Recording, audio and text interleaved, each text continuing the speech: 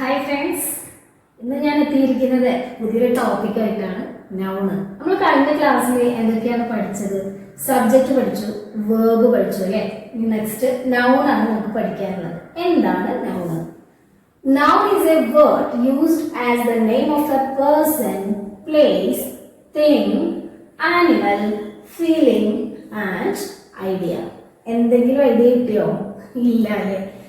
ശരിയായിട്ട്. Yes, noun എന്ന് പറയുന്നത് ഒരു സെന്റൻസിലെ ഒരു വേർഡാണ്. എന്തിനൊക്കെ കാണിക്കുന്ന വേർഡുകളാണ്? ഒന്നുകിൽ അതൊരാളുടെ പേരായിരിക്കാം, നെയിം ഓഫ് എ പേഴ്സൺ. അല്ല എന്നുണ്ടെങ്കിൽ നെയിം ഓഫ് എ പ്ലേസ്, ഒരു സ്ഥലത്തിന്റെ പേരായിരിക്കാം. അല്ലെങ്കിൽ തിങ്, ഒരു വസ്തുവിന്റെ പേരായിരിക്കാം. ആനിമൽ, ഒരു മൃഗത്തിന്റെ, ബേർഡ്സിന്റെ എന്തെങ്കിലും പേരായിരിക്കാം.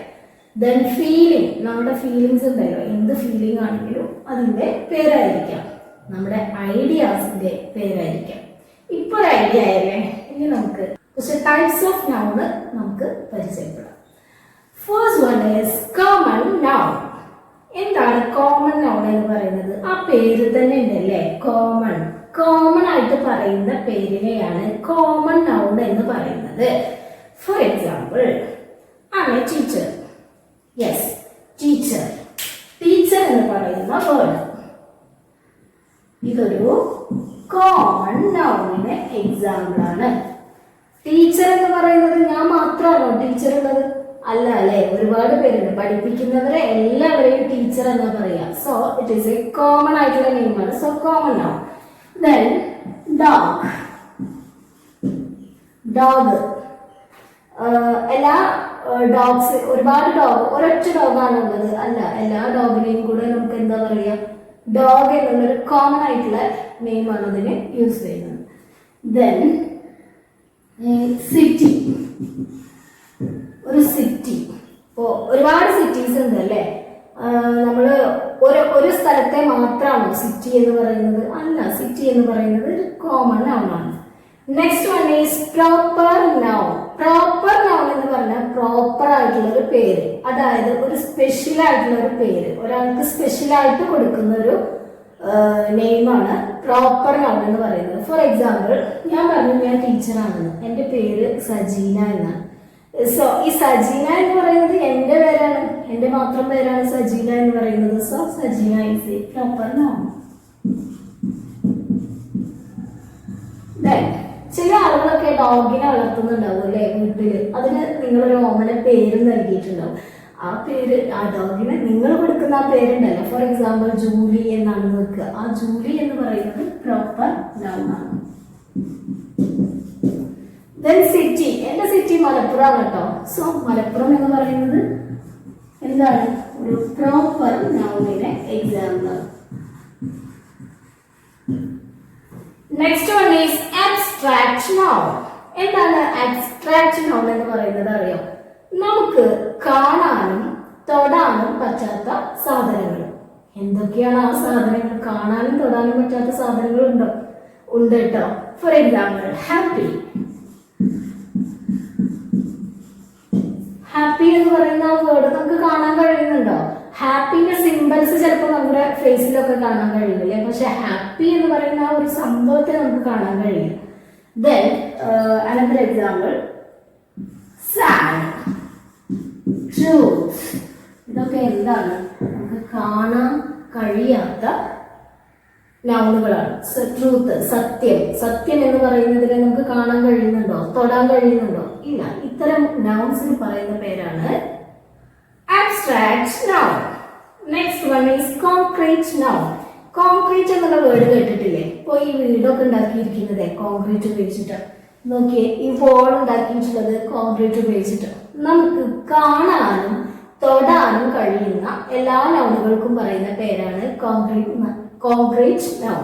For example, pen, marker. ഇതൊക്കെ കോൺക്രീറ്റ് നൗൺ ആണ്. ഈ board, listen, pen,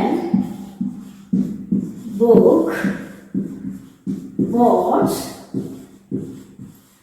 then this watch. ഇതെല്ലാം എന്താണ്? കോൺക്രീറ്റ് നൗണിന് എക്സാമ്പിൾ ആണ്. Next one is countable noun. എന്താ കൗണ്ട് ചെയ്യാന്ന് പറഞ്ഞാല്? എണ്ണുന്നതിനെയാണ് നമ്മൾ കൗണ്ട് ചെയ്യാന്ന് പറയട്ടോ. സോ ആ വേർഡ് തന്നെ ഉണ്ട്. നമുക്ക് എണ്ണാൻ കഴിയുന്ന നൗണുകളെ, എണ്ണാൻ കഴിയുന്ന സാധനങ്ങളെ പറയുന്ന പേരാണ് countable noun. For example, A pen എന്ന് പറഞ്ഞാൽ എന്താ? ഒരു പെൻ. അത് എണ്ണാൻ കഴിയുന്നില്ലേ? ഒരു പെൻ. അതുപോലെ നമുക്ക് 2 ഐസ്, ഐസ് നമുക്ക് എണ്ണാൻ കഴിയുന്നില്ല. ഐസ്.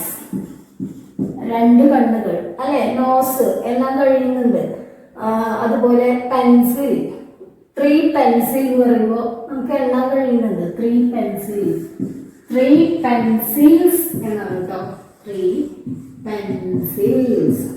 എണ്ണാൻ കഴിയുന്ന നൗണുകളെ പറയുന്ന പേരാണ് countable noun. Then uncountable noun. So easy ആണല്ലേ? വേർഡ് തന്നെ ഉണ്ട്. ഒന്ന് എണ്ണാൻ കഴിയുന്നതാണെങ്കിൽ അതിന്റെ ഓപ്പോസിറ്റ് എണ്ണാൻ കഴിയാത്ത നൗണുകളെ പറയുന്ന പേരാണ് അൺകൗണ്ടബിൾ നൗൺ. മനസ്സിലാവുന്നുണ്ടല്ലോ അല്ലേ? സോ എക്സാമ്പിൾ എന്തൊക്കെയാ നോക്കാം. ഷുഗർ. ഷുഗർ ആരെങ്കിലും എണ്ണീറ്റുണ്ടോ? നമുക്ക് എണ്ണാൻ കഴിയുന്നുണ്ടോ? ഇല്ല അല്ലെ? ദെൻ റൈസ്, മിൽക്ക്, എന്താ? അരി എണ്ണാൻ കഴിയാത്തതാണ്. മിൽക്ക് എണ്ണാൻ കഴിയാത്തതാണ് അല്ലെ? വാട്ടർ എണ്ണാൻ കഴിയാത്തതാണ്. ഇതിനൊക്കെയാണ് നമുക്ക് എന്ത് പറയുന്നത്? അൺകൗണ്ടബിൾ നൗൺ എന്ന് പറയുന്നത്.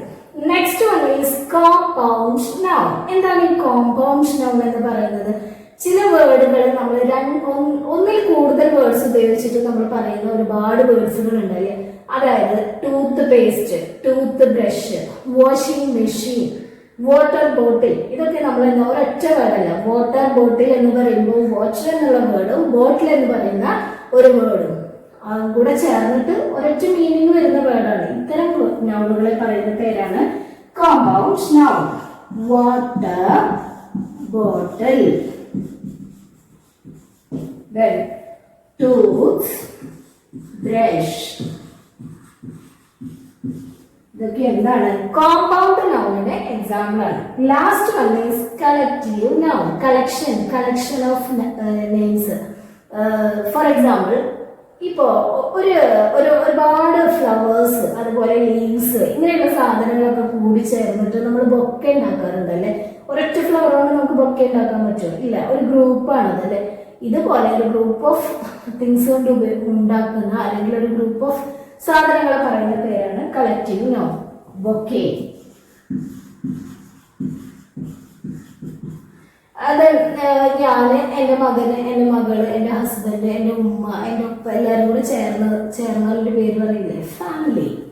Collective noun. അതുപോലെ തന്നെ നിങ്ങൾ ഒരുപാട് സ്റ്റുഡൻസ് കൂടി ചേർന്നാല്, നിങ്ങളുടെ സ്കൂളിൽ ഒരുപാട് സ്റ്റുഡൻസ് കൂടി ചേർന്നിട്ട് ഒരു സ്ഥലത്ത് ഇരിക്കുമല്ലോ, അതിനെന്താ പറയാ? Class. That is example for collective noun. So എന്താണ് നൗൺ എന്നും അതിന്റെ ടൈപ്സ് എന്താണെന്നും എല്ലാവർക്കും മനസ്സിലായി കാണുമെന്ന് വിചാരിക്കുന്നു. Thank you.